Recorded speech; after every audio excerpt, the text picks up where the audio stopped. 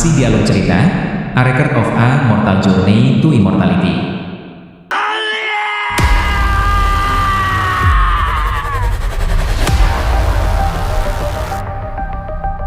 Chapter 815. Ketika Marquis Nanlong dan Lu Wei melihat Han Li mengeluarkan Yin Yang Ring, mereka segera kabur dan muncul dekat di belakangnya mengenakan ekspresi serius.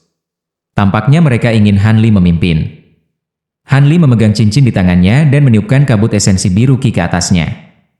Dalam sekejap cahaya hitam, Qi biru itu diserap dengan bersih oleh cincin itu. Setelah itu terbang di atas kepala Han Li dan tetap diam saat melayang di atasnya. Han Li mengangkat tangannya dan memukul cincin dengan segel mantra. Cincin Yin yang bergetar dan ukurannya mulai berfluktuasi sebelum tumbuh menjadi sekitar 20 meter. Pergilah. Han Li menunjuk cincin itu dan mengucapkan perintah. Melepaskan dengungan aneh, cincin besar itu mulai muncul ke depan. Marquis Nanlong dan Lu Wei menatap adegan berikut dengan ekspresi serius. Ketika cincin besar itu melintasi garis cahaya yang tak terhitung jumlahnya mengambang di udara, sebuah pemandangan yang tak terbayangkan terjadi. Garis-garis cahaya berdesir seperti air yang terganggu. Dalam sekejap cincin besar menginjak lampu, itu berkedip dengan cahaya hitam dan menyebabkan garis-garis cahaya terdistorsi di sekitarnya, menciptakan jalan masuk melalui mereka. Ketika pesta melihat ini, mereka semua tersenyum lega. Namun, Han Li masih penasaran tentang kekuatan Great North Essential Lights. Setelah beberapa pemikiran, ia menampar kantong penyimpanannya dan mengeluarkan mutiara berukuran kepalan tangan, alat sihir pertahanan kelas atas yang ia peroleh di masa lalu. Memegangnya di tangannya, Han Li menuangkan sedikit kekuatan spiritual ke dalamnya menyebabkan penghalang cahaya biru melonjak di sekitarnya. Dengan membalik tangannya, mutiara itu melesat ke depan. Begitu mutiara cahaya biru memasuki Great North Essential Lights, garis perak berbondong-bondong ke arahnya seolah-olah mereka telah melihat mangsa. Garis-garis halus ini menembus mutiara biru muda dari setiap sudut seolah tidak ada apa-apa di sana. Beberapa saat kemudian, garis-garis perak itu berkilau dan mutiara itu membara, meninggalkan kilau indah yang akhirnya memudar untuk mengungkapkan garis-garis perak yang tersisa. Han Li menyipitkan matanya dan anggota partainya berbalik dengan pandangan cemberut. Ekspresi Han Li tetap normal dan dia melambaikan tangannya. Cincin besar terbang kembali di atas mereka dan diam-diam jatuh, menutupi mereka di semua sisi. Setelah itu, penghalang cahaya hitam muncul dari cincin dan menyelimuti ketiga pembudidaya. Ayo pergi. Dengan mengatakan itu, Han Li berjalan maju dan mulai menggerakkan cincin Yin Yang. Marquis Nanlong dan Lu Wei tidak berani menunda sedikit pun di dalam penghalang dan diikuti setelah Han Li.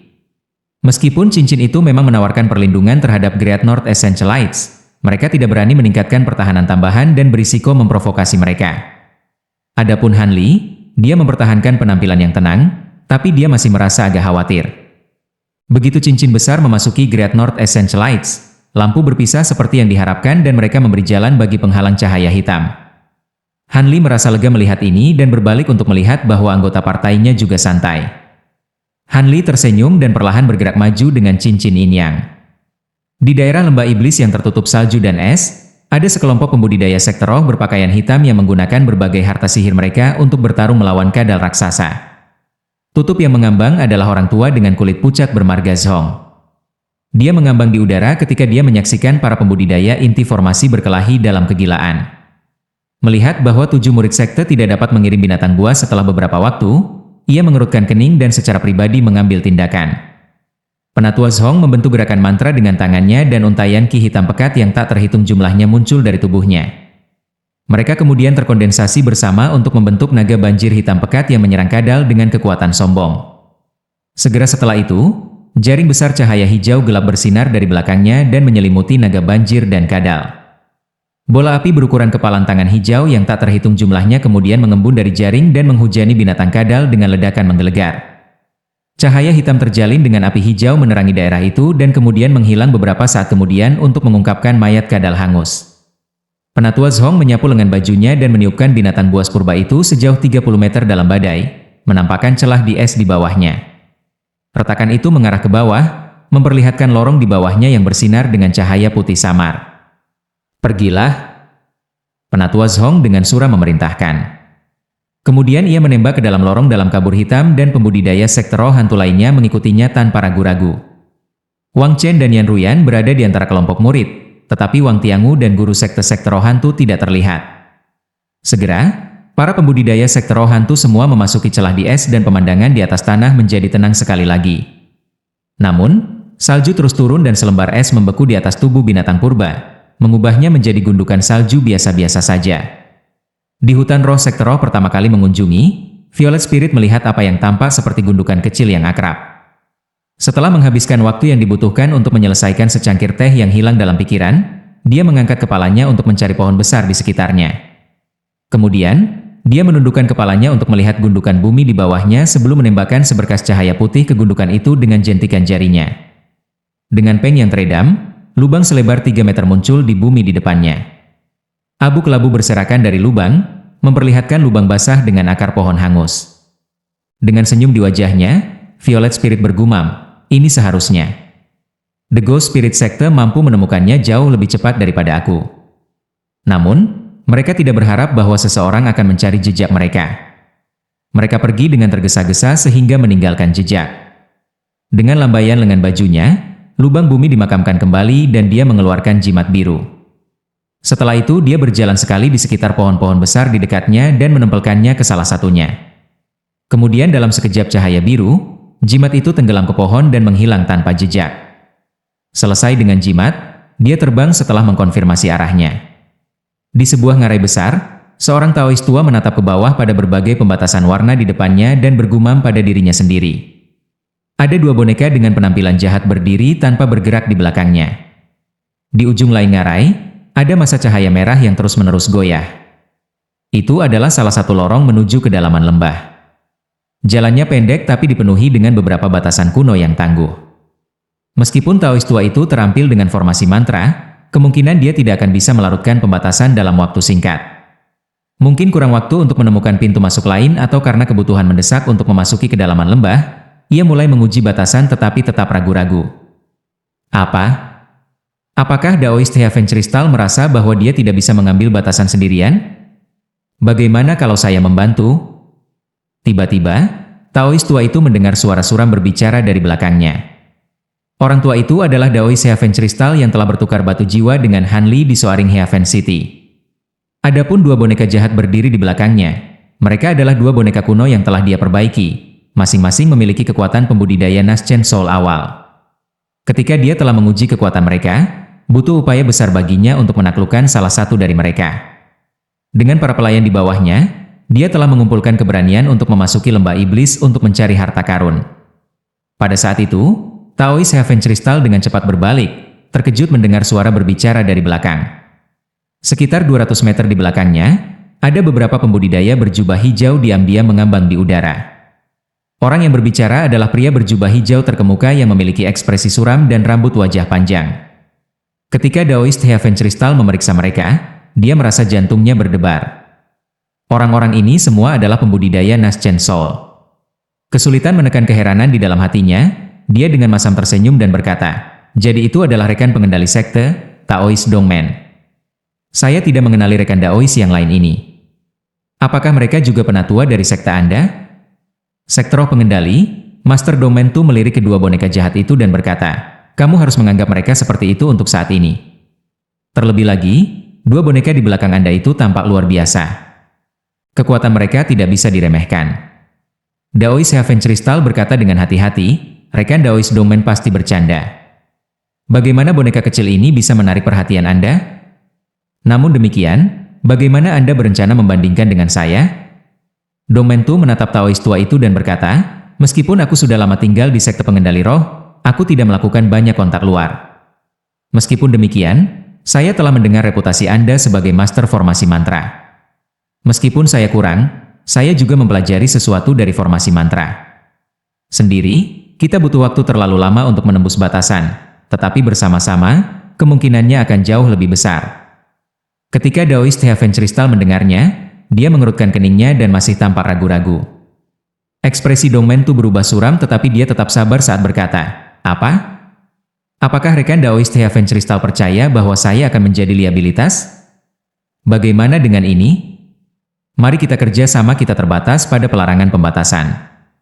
Setelah itu kami akan berpisah dan saya tidak akan membuat segalanya menjadi sulit bagi Anda tanpa alasan. Dan jangan lupa bahwa bahkan jika Anda dapat melanggar batasan itu sendiri, Itu akan menghabiskan terlalu banyak waktu Anda.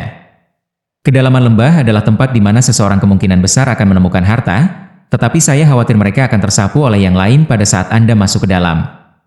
Menurut pengetahuan saya, jalan untuk memasuki kedalaman lembah ini telah dipelajari dengan baik oleh para master formasi mantra lainnya. Ketika Daois Heaven Crystal mendengar ini, hatinya bergerak dan dia mengangkat kepalanya untuk melihat 5 pembudidaya berjubah hijau yang berdiri di belakangnya. Dia akhirnya mengangguk dan berkata, "Karena kamu membuat penawaran, aku akan menerimanya. Kami akan bekerja bersama untuk melanggar batasan, tetapi setelah kami memasuki kedalaman lembah, kami akan melanjutkan bisnis kami sendiri." Dongmen Tu segera tersenyum dan dengan cepat berkata, "Hehe, itu akan berhasil. Rekan-rekan Daoist Heaven Crystal, mohon yakinlah. Mengingat kekuatan kedua bonekamu, bagaimana aku bisa memaksamu melakukan sesuatu? Setelah kita memasuki kedalaman, kita akan mengandalkan keberuntungan dalam pencarian harta karun kita." Setelah melirik segala sesuatu di depannya, Hanli tidak bisa tidak mengenakan ekspresi aneh dan bergumam, "Ini lembah kedalaman?" Di dasar tebing curam setinggi 3 km, ada sebuah gua kecil yang baru saja muncul darinya. Marquis Nanlong dan Lu Weiying berdiri berdampingan saat mereka melihat pemandangan di depan mereka. Keduanya mengenakan ekspresi aneh. Ada jajaran gunung besar di hadapan mereka dengan gunung-gunung yang tak terhitung jumlahnya dengan ukuran yang bervariasi. Itu menjangkau sejauh mata memandang. Selain itu, dunia yang mengelilinginya memiliki area bercahaya dengan cahaya pelangi, baik itu langit atau bumi. Area cahaya pelangi bervariasi dalam ukuran dengan beberapa mencapai beberapa kilometer, menutupi langit, sedangkan yang kecil hanya sekitar 1 meter besar dan bersinar dengan sinar yang lebih lemah, tetapi semuanya sangat indah. Apa yang menyebabkan Hanli dan yang lainnya menjadi heran bukan awan cahaya, tetapi sifat kacau rasa spiritual di sekitar mereka. Terlepas dari atribut ki spiritual, mereka semua berbaur bersama dan memberi orang perasaan tidak nyaman yang besar seolah-olah dunia akan menyerang mereka dengan satu langkah yang salah. Marquis Nanlong menghela nafas setelah mengingat kembali pikirannya dan berkata, "Tempat ini tentu saja merupakan tempat para penanam kuno bertarung. Ki spiritual duniawi benar-benar dihancurkan di sini. Akibatnya, itu akan mempengaruhi teknik kami." Hanli dengan masam tersenyum dan menunjuk ke langit. "Itu hanya masalah sekunder. Itulah yang akan paling merepotkan."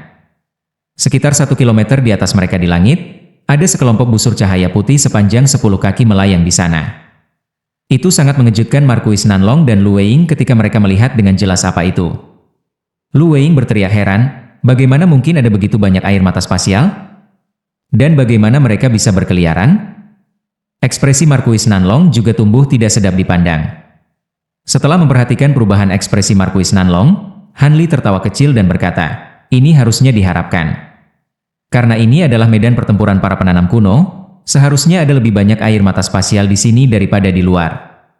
Mengapa lagi begitu banyak pembudidaya jiwa Naschen masuk hanya untuk tidak pernah kembali? Kita hanya bisa mengandalkan peta Master Changkun di jalur maju atau yang lain." Saudara Han memang masuk akal. Kami jelas tidak bisa mengambil risiko apapun dan keluar dari jalur lain. Mungkin ada beberapa air mata spasial yang tak terlihat di sana. Namun, masih ada banyak yang perlu ditakutkan dari air mata spasial yang berkeliaran. Tetapi selama mereka memperhatikannya, mereka seharusnya tidak memposting banyak bahaya. Setelah mengatakan ini, Marquis kembali tenang. Lu Weiying mengerutkan kening tegang saat dia menatap yang lain dipenuhi dengan air mata spasial. Dia termenung mengatakan, "Namun, jumlah air mata spasial ini lebih dari 10 kali lebih besar daripada di luar." Kata-kata itu hanya berlaku jika air mata spasial yang tak terlihat tidak berkeliaran juga. Jika air mata tak kasat mata berkeliaran dan menyebar seperti yang terlihat, maka peta Master Changkun mungkin juga tidak terlalu aman. Ketika Hanli mendengar ini, dia tertegun dan dia menoleh. Cahaya biru bersinar terang dari matanya saat dia melirik area yang jaraknya lebih dari 300 meter, menemukan lengkungan samar cahaya yang bergerak tanpa bergerak di sana. Dia tenang setelah melihatnya sebentar. Tapi kemudian, saat dia merenungkan apakah dia harus membocorkan informasi ini atau tidak kepada dua lainnya, Marquis Nanlong ragu-ragu berbicara seolah-olah salah paham merenungkan Hanli untuk khawatir. Tidak perlu bagimu rekan-rekan Taois untuk khawatir. Air mata spasial yang tak terlihat tidak bergerak. Master Changkun telah menyebutkan ini dalam catatannya. Roh Lu Weiying bergerak dan dia dengan curiga bertanya, "Apakah saudara Nanlong yakin? Bagaimana guru Changkun belajar tentang itu?" Marquis Nanlong memandang keduanya dan dengan tenang berkata, "Brother Lu harus menyadari bahwa di masa lalu, Master Changkun telah menderita luka-luka serius. Seharusnya muncul pertanyaan bagaimana dia bisa dengan aman meninggalkan lembah iblis. Dengan mengandalkan teknik yang dia kembangkan, dia bisa merasakan lokasi air mata spasial sebelum meninggalkan lembah. Bagaimana lagi dia bisa meninggalkan lembah dengan luka parah? Setelah mendengar ini, lelaki tua itu merasakan gelombang kelegaan. Ada teknik seperti itu di dunia ini? Dalam hal itu bukan karena keberuntungan bahwa Master Chang Kun dapat melarikan diri dari lembah Devil Val. Ekspresi Han Li bergerak juga dan dia menghela nafas lega. Kekhawatiran Markuis Nanlong memudar setelah melihat ini. Dia takut kedua anggota partainya akan mundur. Dia sangat khawatir tentang Han Li yang menurutnya sangat sulit dibaca. Karena Han Li akan menjadi kekuatan utama dalam pertarungan melawan Ancient Flame Toad, ia perlu meyakinkannya untuk bergerak maju. Dengan ekspresi tegas, Markuis lalu berkata, "Ayo pergi." Menurut apa yang tertulis dalam catatan, kita tidak bisa terbang terlalu cepat dan itu akan memakan waktu sekitar 1 hari perjalanan sampai kita tiba di sarang Ancient Flame Toad. Hati-hati dalam perjalanan ke sana. Han Li samar-samar tersenyum dan berkata, rekan Daoist Nanlong harus khawatir tentang merawat dirinya sendiri. Rekan Daoist Lu dan saya akan menjaga diri kita dengan hati-hati. Pak Tua Lu mengangguk setuju. Puas, Markuis Nanlong berkata, kalau begitu mari kita berangkat. Kami sudah menyia-nyiakan cukup waktu. Dia kemudian mengenali sikapnya dan membungkus dirinya dalam bola cahaya sebelum perlahan-lahan terbang. Han Li dan pria tua itu saling melirik dan juga naik ke udara. Mereka mengikuti setelah Markuis Nanlong tanpa mengambil langkah keluar. Jika mereka terbang bahkan beberapa meter di luar jalur, mungkin saja mereka bisa berkeliaran menjadi robekan spasial dari batasan kuno. Dengan demikian, pesta itu tidak diragukan lagi hati-hati. Jalan yang ditempuh sepanjang jalan itu sangat aneh. Ada saat-saat itu akan lurus dan yang lain di mana itu akan bergerak dalam satu lingkaran penuh. Tapi bagaimanapun, mereka akan berhenti setiap 2 jam dan memastikan lokasi mereka sebelum melanjutkan. Selain itu, Markuis Nanlong tidak melihat slip giok di jalan. Jelas dia sudah mengingat jalan itu. Han Li mempertahankan penampilan netral, tetapi di tengah jalan, dia menghafal setiap langkah di jalan kembali. Dengan demikian, jika ada perkembangan yang tidak terduga, ia akan memiliki jalan untuk melarikan diri demi hidupnya. Dia menduga bahwa Lu Weiying kemungkinan besar melakukan hal yang sama. Setelah semua, pembudidaya yang menguasai seni budidaya unsur dasar mendapatkan memori yang sempurna. Mengingat beberapa arah adalah tugas yang mudah. Pelarian mereka berlanjut hampir sepanjang hari dan mereka tidak menghadapi bahaya. Han Li merasa tenang, percaya bahwa Markuis telah memperoleh rute asli yang digunakan Master Chang Kun saat bepergian melalui Yellow Maple Valley. Saat Han Li terus mengingat jalan saat mengikuti Markuis Nanlong, dia dengan rajin memindai sekelilingnya dengan kesadaran spiritualnya. Dia berpendapat bahwa dia menemukan setidaknya 4 area yang dijaga dengan batasan yang tangguh di sepanjang jalan. Ada juga beberapa area yang kelihatannya salah. Dia tidak dapat menentukan apakah mereka adalah formasi mantra kelainan yang dihasilkan dari fluktuasi ki spiritual. Han Li sangat ingin tahu tentang daerah-daerah ini karena dia tahu bahwa mereka cenderung mengandung harta yang ditinggalkan oleh para pembudidaya kuno. Meskipun Han Li merasa bersemangat untuk menjelajahi daerah-daerah ini, dia menahan diri. Meskipun Han Li memiliki beberapa pemahaman tentang batasan kultivator kuno tertentu, dia juga tahu benar-benar kuno yang sangat hebat. Hanya air mata spasial yang menimbulkan bahaya lebih besar daripada yang mereka lakukan. Bahkan dengan mata roh cerahnya yang mampu melihat menembus, masih ada peluang signifikan baginya untuk memprovokasi pembentukan mantra yang mendalam. Saat ini, harta kuno yang umum tidak lagi menggoda dia. Setelah memasuki lembah, selama dia mendapatkan inti dari Ancient Flame Toad, harta yang tersisa dari penanam kuno, Spirit Kindle Fruit, dan Tail Star Silver, dapat dianggap bahwa dia telah menuai keuntungan besar. Dengan mempertimbangkan manfaat dan kelemahannya, Han Li mengabaikan niat melakukan sesuatu yang berbahaya. Kemudian, tatapannya diarahkan ke Lu Weiying. Pria tua itu memasang ekspresi cemberut dan dia sesekali melirik ke kejauhan. Han Li menghela nafas dalam hati. Tampaknya jika orang tua itu tidak dapat memperoleh barang-barang yang ia inginkan dari sisa-sisa pembudidaya kuno, ia kemungkinan besar harus mencari kedalaman lembah. Itu bukan masalah keserakahan, melainkan keputusasaan. Han Li tahu bahwa jika masa hidupnya juga mencapai tujuannya, dia juga akan mengambil risiko. Bagaimanapun, jika dia berhasil, hidupnya akan diperpanjang dan seni kultivasinya akan maju. Saat Han Li mempertimbangkan ini, dia tidak bisa membantu tetapi jejak kesedihan. Pada saat itu, Markuis Nanlong berhenti terbang dan melihat ke daerah di depannya. Ekspresinya goyah. Han Li mengerutkan kening saat melihat ini dan samar-samar merasakan rasa takut. Dia melirik ke sekelilingnya dan dia segera menatap punggung Markuis Nanlong dalam diam. Di bawah mereka ada sebuah gunung kecil yang tingginya lebih dari 300 meter. Itu sepenuhnya biasa-biasa saja.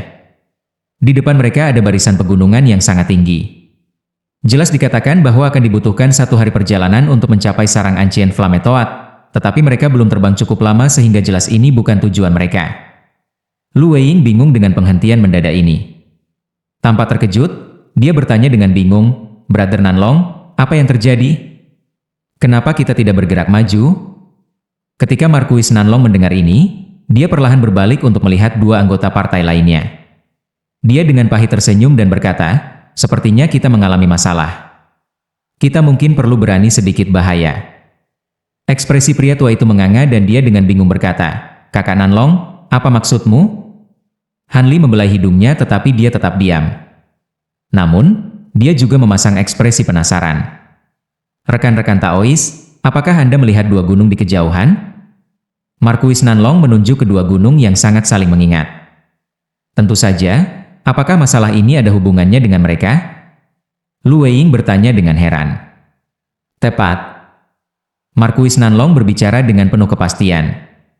Lanjut di video chapter berikutnya. Terima kasih.